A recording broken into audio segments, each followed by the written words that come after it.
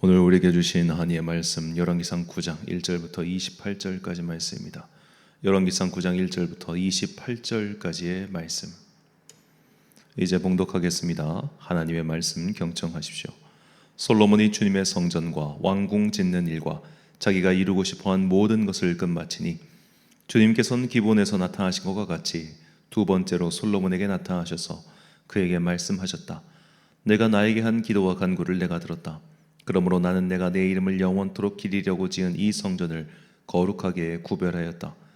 따라서 내 눈길과 마음이 항상 이곳에 있을 것이다. 너는 내 앞에서 내 아버지 다윗처럼 살아라. 그리하여 내가 내게 명한 것을 실천하고 내가 내게 준 율례와 규례를 온전한 마음으로 올바르게 지켜라. 그리하면 내가 내 아버지 다윗에게 이스라엘의 왕좌에 앉을 사람이 그에게서 끊어지지 아니할 것이라고 약속한 대로 이스라엘을 다스릴 내 왕좌를 영원히 지켜주겠다. 그러나 너와 내 자손이 나를 따르지 아니하고 등을 돌리거나 내가 내게 일러준 내 계명과 율례를 지키지 아니하고 곁길로 나아가서 다른 신들을 섬겨 그들을 숭배하면 나는 내가 준 그 땅에서 이스라엘을 끊어버릴 것이고 내 이름을 기리도록 거룩하게 구별한 성전을 외면하겠다. 그러면 이스라엘은 모든 민족 사이에서 한낱 속담거리가 되고 웃음거리가 되고 말 것이다.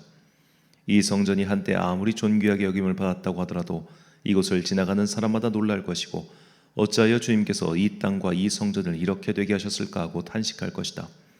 그러면서 그들은 이스라엘 백성이 자기들의 조상을 이집트 땅으로부터 이끌어내신 주 그들의 하나님을 버리고 다른 신들에게 미혹되어 그 신들에게 절하여 그 신들을 섬겼으므로 주님께서 이 온갖 재앙을 그들에게 내리셨다 하고 말할 것이다.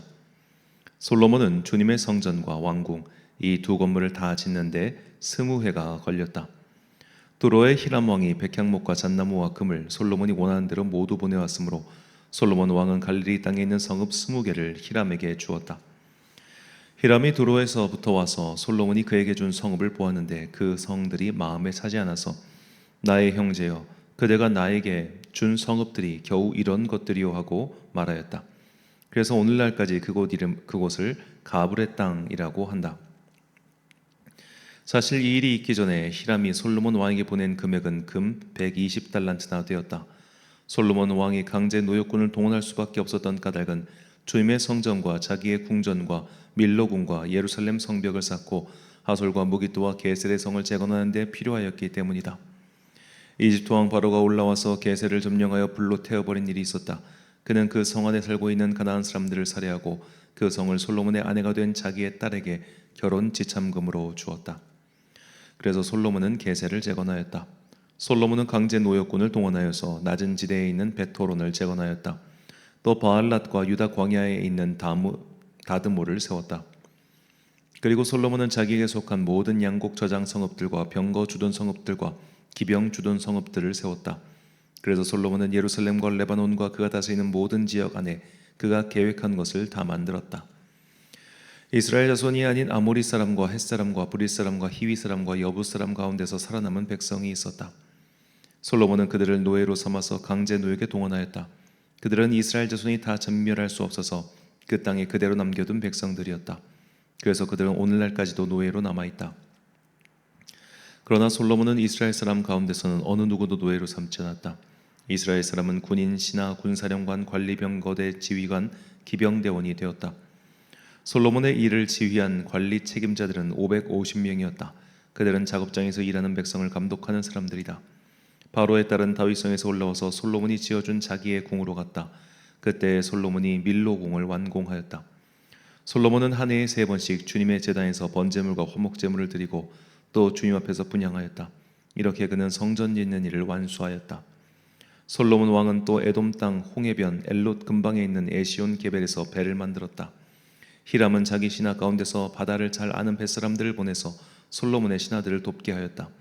그들이 오빌에 이르러 거기서 420달란트의 금을 솔로몬 왕에게로 가져왔다. 아멘.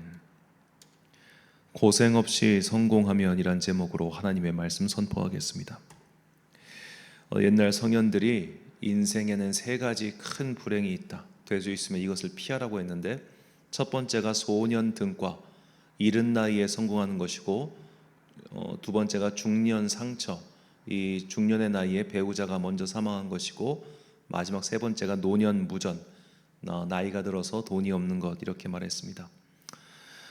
자, 전 솔로몬이 이런 소년 등과한 사람 같다는 생각을 합니다. 그가 20살에 왕위에 올랐고 그의 나이 24살 때 성전 건축을 시작했습니다.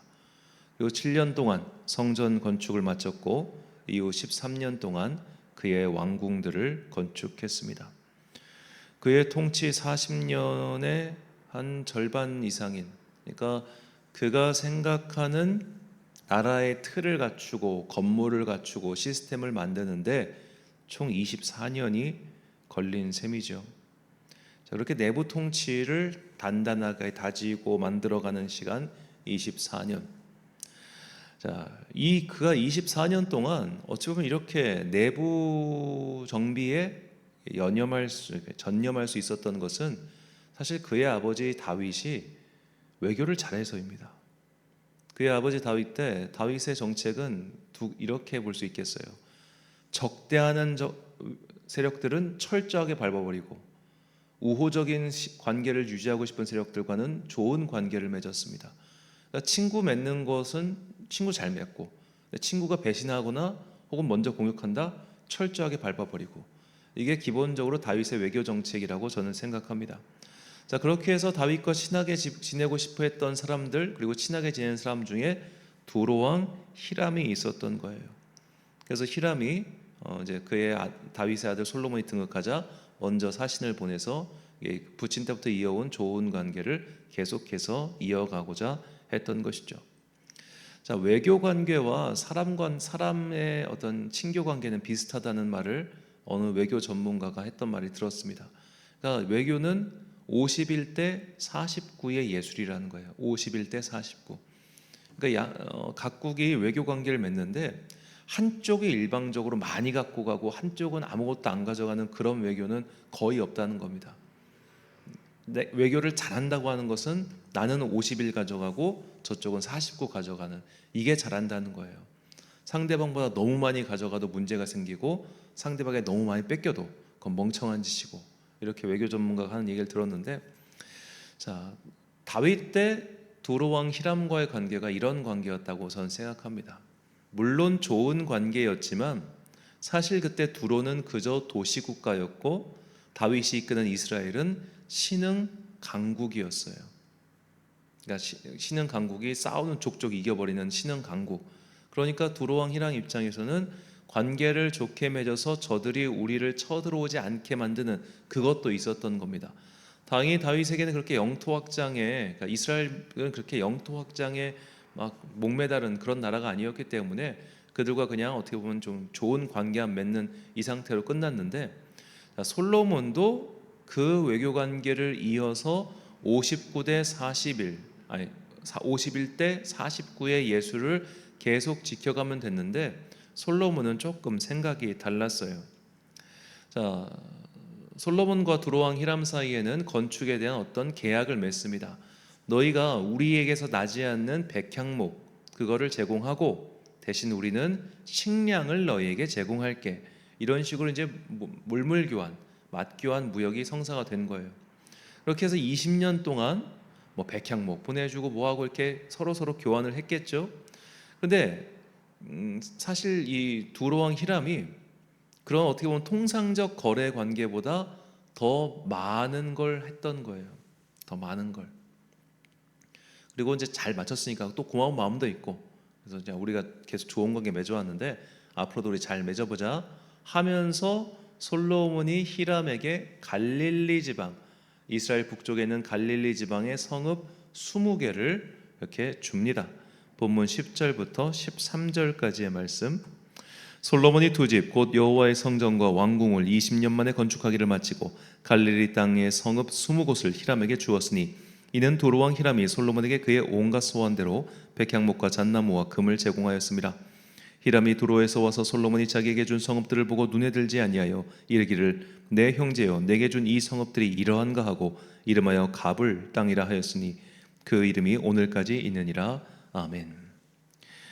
자, 히람은 그래도 우리 서로 좀 좋은 관계 맺고 했으니까 좀 기대를 했는데 솔로몬은 쓸모없는 땅을 준 거예요. 쓸모없는 땅을. 상대방은 좋은 우호 관계를 기대했는데 쓸모없는 땅을 주자, 뭐야 이걸 나한테 준단 말이야? 하고 그 땅 이름을 가불이라고 지었습니다. 가불이란 히브리어는 이제 게벨에서 온 건데 가치 없다는 뜻이에요. 가치 없다. 가치 없는 땅을 내어 주었다.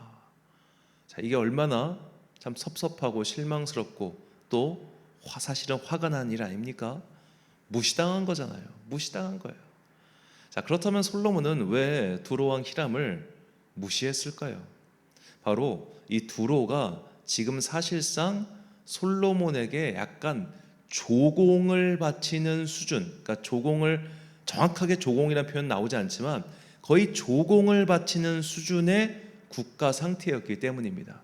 그 근거가 또 14절과 27, 28절에 나와요. 히람이 금 120달란트를 왕에게 보내었더라. 히람이 자기 종 곧 바다에 익숙한 사공을 솔로몬의 종과 함께 그 배로 보내매 그들이 오빌에 이르러 거기서 금 420달란트를 얻고 솔로몬 왕에게로 가져왔더라. 자, 우리가 보통 사람 사이에서 이렇게 막 쓸모없는 거 주고 뭐 이러면서 가끔 그런 사람 있잖아요. 아, 명절인데 이거 선물 주는 거야. 딱 선물 받았는데 진짜 형편없는 거 선물 주는 사람들. 저 그런 선물 정말 많이 받아봤는데 자기는 쓰지도 않을 그 형편없는 거 이렇게 주는 그런 분들이 있어요.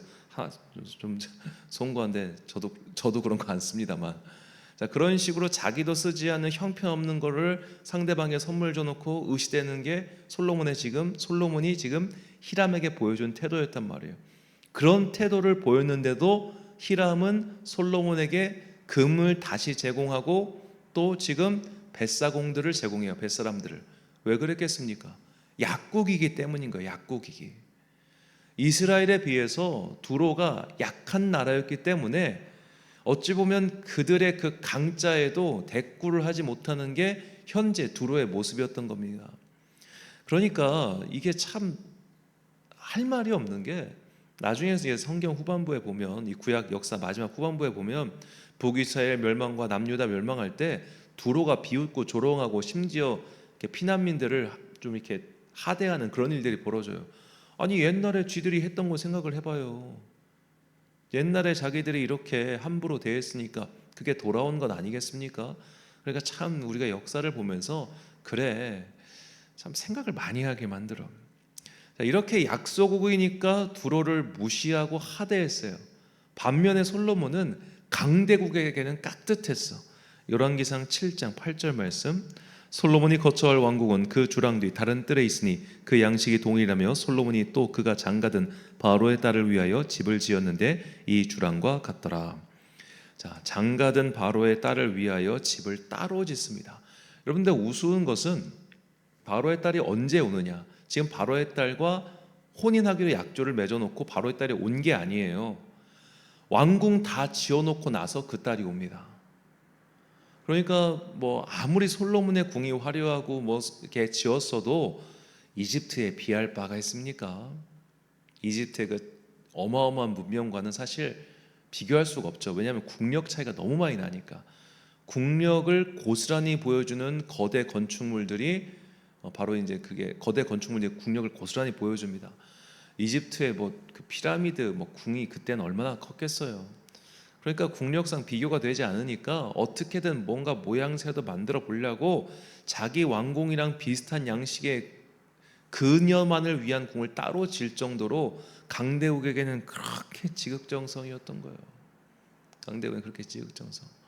자, 이 솔로몬의 모습 왜 이랬을까요? 자, 우리는 솔로몬이 되게 지혜로운 사람이라고 알고 있지 않습니까? 그런데 왜 그는 그렇게 지혜로운 사람이 없다고 해서 무시하고 강하다고 해서 많다고 해서 존대하면 결국 그것이 부메랑처럼 자신에게 되돌아온다는 사실을 왜 몰랐을까요? 바로 그가 거둔 성공 때문입니다.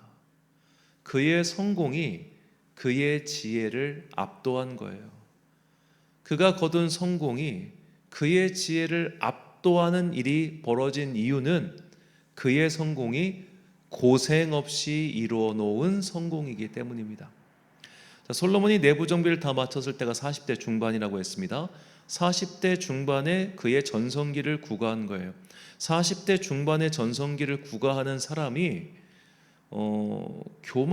반드시 교만하다고 볼 수는 없어요. 왜냐하면 다윗도 40대 초중반의 전성기를 구가했기 때문입니다. 그러니까 40대라고 하는 나이는 가장 열심히 일할 수 있고 활동적으로 일할 수 있는 그런 나이대죠. 그런데 다윗과 솔로몬의 결정적인 차이가 무엇이냐면, 다윗은 30대 시절까지 정말 고생 많이 했어요. 정말 고생 많이 했어요. 그렇게 고생하고 이제 쭉 오르기 시작해서 40대에 그의 전성기를 맞이했다면, 솔로몬은 고생한 적이 없어요. 그의 아버지가 모든 것을 주변을 평탄하게 해줬고 나라를 다스릴 수 있는 기타 등등 재원들을 다 마련해놓고 떠났어요.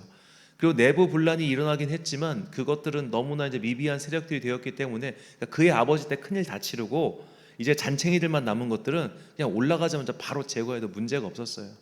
여러 가지 숙제들이 남아있긴 하지만 그렇게 큰 남아있는 숙제들이 아니었던 거예요. 그렇게 해서 주변 세력 다 정리하고 하고 나니까 문제가 없었던 거예요.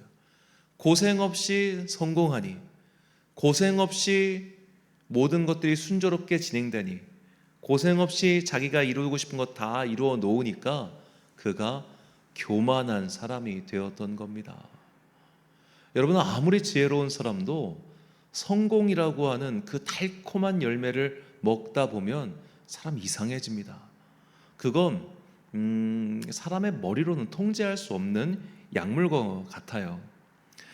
자, 그가 지혜로운 사람이었지만 결국 성공과 영화이라고 하는 그 달콤한 열매에 중독돼서 이렇게 자기보다 약한 사람에게는 함부로 대하고, 자기에게 강한 사람 혹은 자기에게 필요한 사람에게는 이렇게 막 아부를 하는 이 모습, 우리는 이 모습을 통해서, 그래, 고생 없이 성공하면, 고생 없이 인생에서 큰 열매를 거두면 사람이 저렇게 되는구나 라는 것을 배워야 합니다.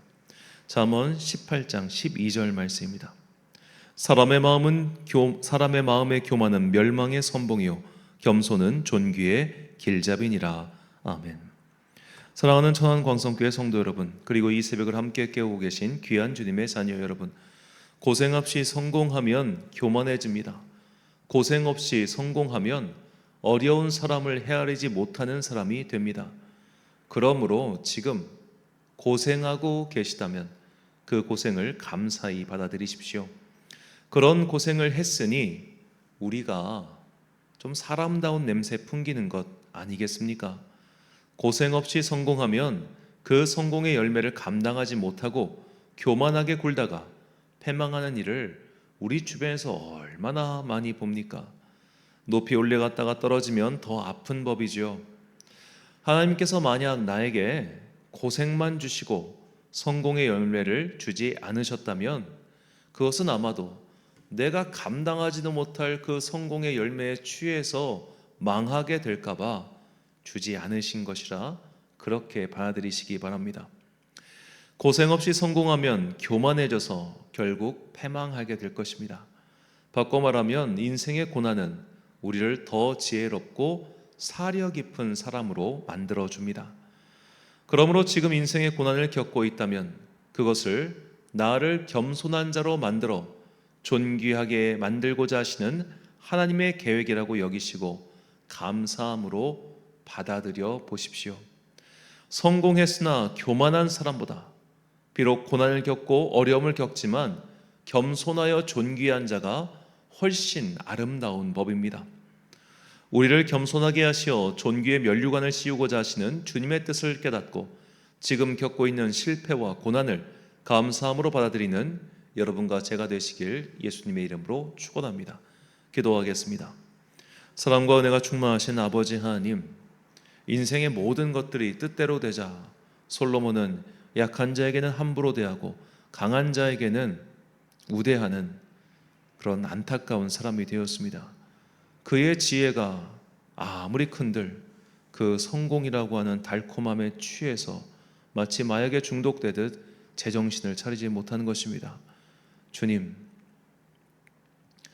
우리에게 성공의 달콤한 열매가 아니라 인생의 쓴 과실을 먹게 해주셔서 감사합니다.